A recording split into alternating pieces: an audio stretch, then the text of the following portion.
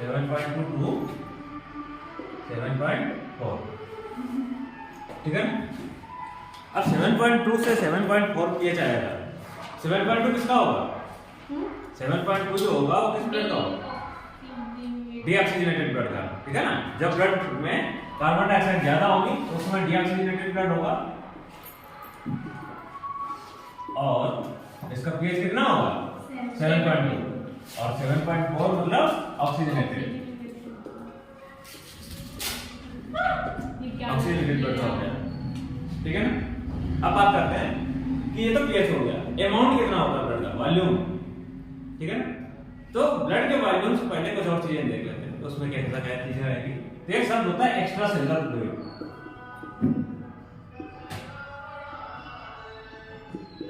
नाम सुना कभी एक्स्ट्रा सेलुलर फ्लूइड का? नहीं सुना।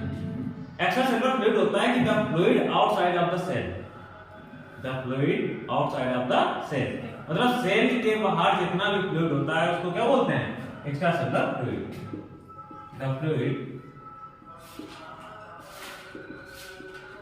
outside of the cell, ठीक है ना।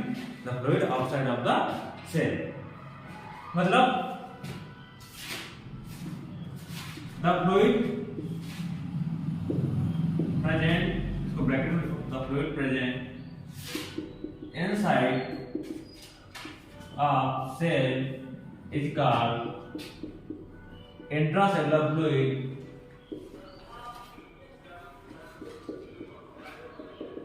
ऑब्लिक साइटोप्लाज्म, ठीक है ना। जो फ्लूइड सेल के अंदर पाया जाता है उसको क्या बोलते हैं? Intracellular fluid. क्या बोलेंगे?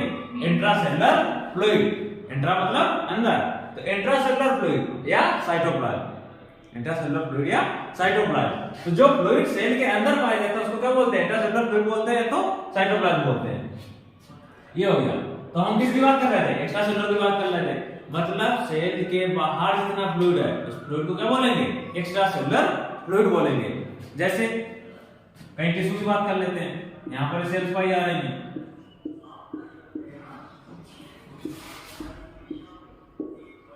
ठीक है। ये क्या हो गया? टिश्यू हो गया।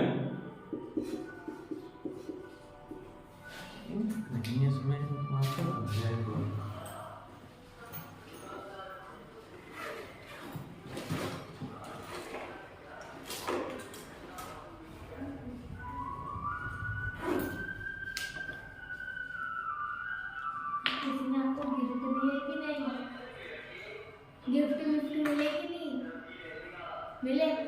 हाँ कुछ क्या मिला था? पेन में निकालते हाँ दिखाते हैं।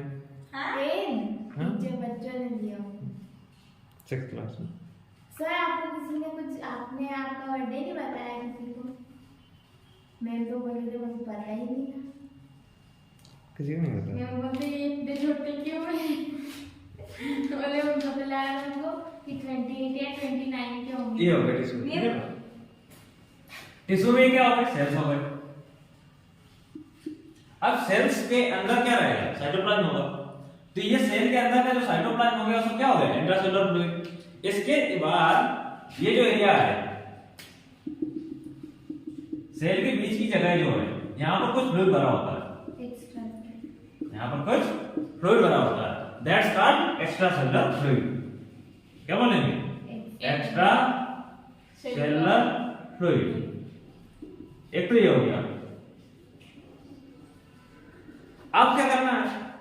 यहां पर ब्लड की कैपिलरीज भी तो होंगी, तो यहां पर क्या आएगा? ब्लड की कैपिलरीज पतली पतली, इनमें क्या भरा होगा? ब्लड भरा होगा, ठीक है ना। ये क्या होगी? Blood capillary.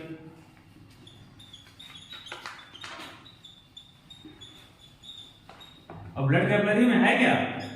ब्लड। और ब्लड में क्या क्या होता है? दो चीजें बताएंगे, फॉर्म्ड एलिमेंट्स और प्लाज्मा। मतलब एक तो लिक्विड पार्ट हो गया और दूसरा क्या हो गया? Cellular part. तो इसमें भी सेल है और प्लाज्मा है।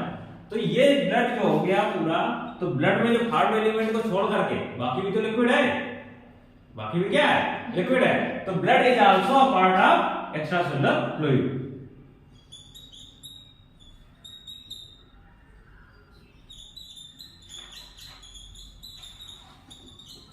इसमें भी क्या होता है, एक्स्ट्रा सेलुलर फ्लूइड होता है। तो पूरी बॉडी का जितना भी एक्स्ट्रा सेलुलर फ्लूइड है, ठीक है, तो ये लगभग अबाउट 1/4 पार्ट ऑफ बॉडी बनाता है। कितना? 1/4 पार्ट ऑफ बॉडी। इसको बोलते हैं ईसीएम। क्या बोलते हैं? ईसीएम। समझ जाएंगे? एक्स्ट्रा सेलुलर फ्लूइड, ठीक है।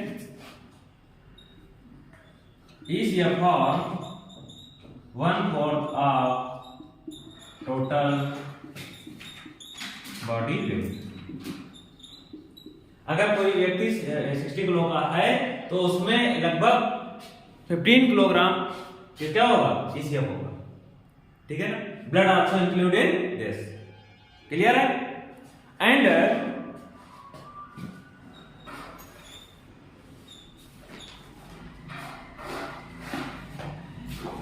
अबाउट 15 लीटर मान लेते हैं। कितना हो गया?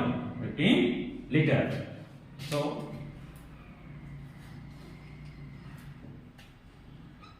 blood for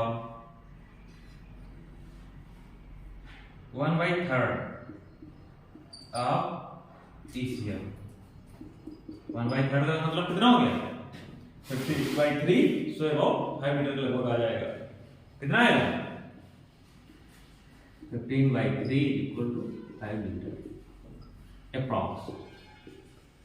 ये सब अप्रॉक्सिमेट वैल्यू है, ठीक है ना। ऐसा नहीं कि सब में एक जैसा होता हो। ये मतलब सभी में निकाल करके एक एवरेज वैल्यू निकाली जाती है। तो एवरेज वैल्यू के हिसाब से इतना अमाउंट निकाल करके आएगा कि 5 लीटर ऑफ ब्लड लगभग एक ह्यूमन में नॉर्मल पाया जा रहा होगा, ठीक है। एक हेल्दी ह्यूमन में कितना ब्लड होगा? 5 लीटर के अराउंड होना है। क्लियर? ईसीएम में आपको जैसे ये बताया अभी ब्लड हो गया, इसी के साथ साथ आप जब ब्रेन पढ़ोगे तो वहां पर क्या कहते हैं, ईसीएम आता है एक अलग प्रकार का, ठीक है। तो वहां पर इसके बारे में बताएंगे, कुछ और चीजें रहेंगी, ठीक है ना। लिम्फ हो गया, वो भी इसी में आएगा। ब्लड तो आ ही गया।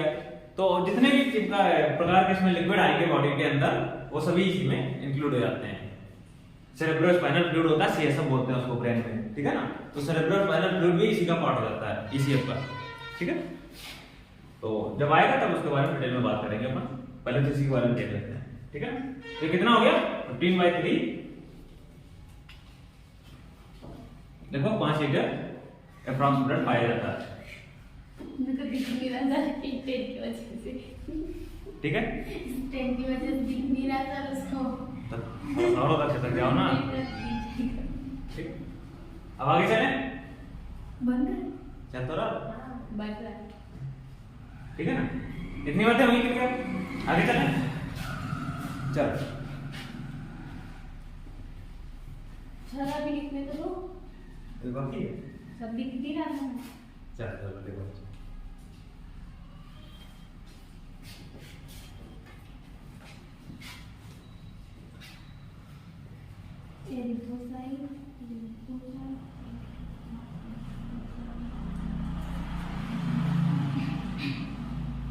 एक दूसरा कैलकुलेशन निकालते हैं।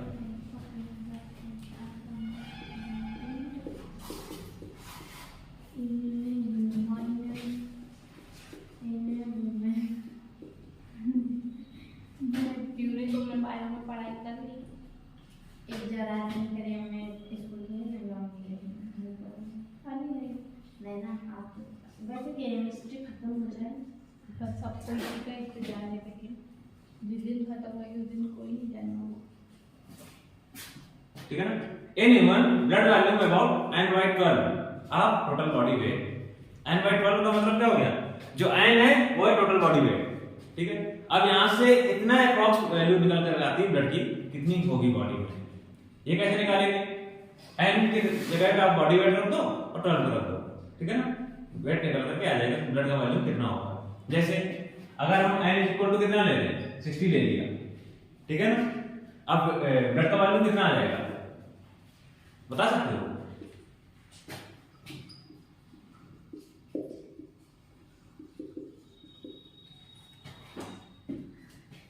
ठीक है ना। तो किसी भी व्यक्ति का, किसी भी ह्यूमन का अगर हम नॉर्मल ब्लड निकालना चाहें तो इस प्रकार से आ सकता है, ठीक है ना। इन मेल 5 to ये 25 लीटर लिखा है। क्या ले मैं 3.75 वन और क्या लिखा है? 15 सर मेरा 3.75 3.75। हाँ तो अपने वेट के हिसाब से कैलकुलेट कर सकते हैं कितना होगा। फिर तो गई नहीं 5 to 6 लीटर कितना 30 and in 4 in female or to क्या?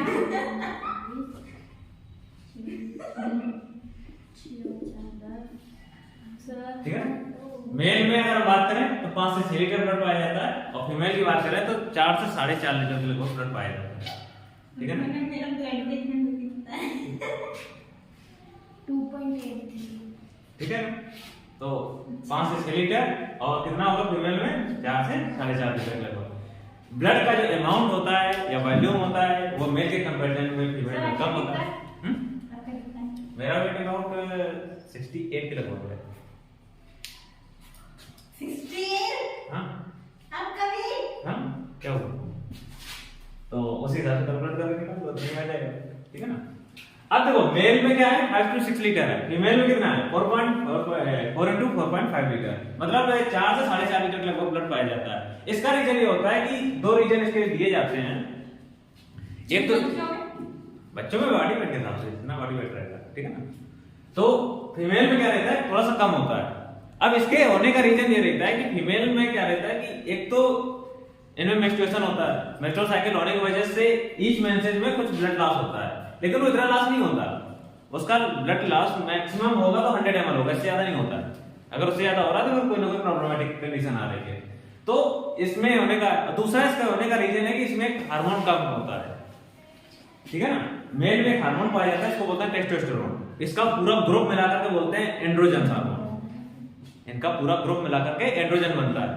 तो उस एंड्रोजन के हार्मोन के कारण ये क्या बनेगा, एक हार्मोन होता है जो कि ब्लड बनाता है, इसको बोलते हैं एरिथ्रोपोइटिन।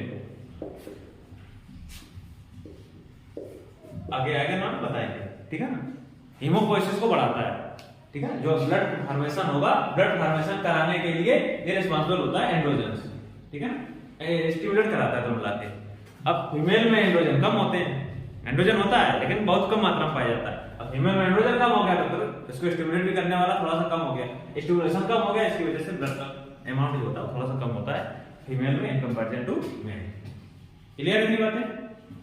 आगे चलें। ये हो गया मेल में 5 to 6 लीटर और फीमेल में कितना हो गया 4 to 4.5 लीटर। क्लियर है।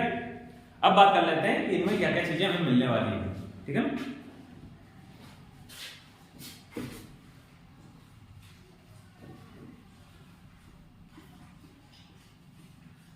प्रोसेस बताए थे, प्रोसेस ऑफ ब्लड फॉर्मेशन नहीं बताए थे।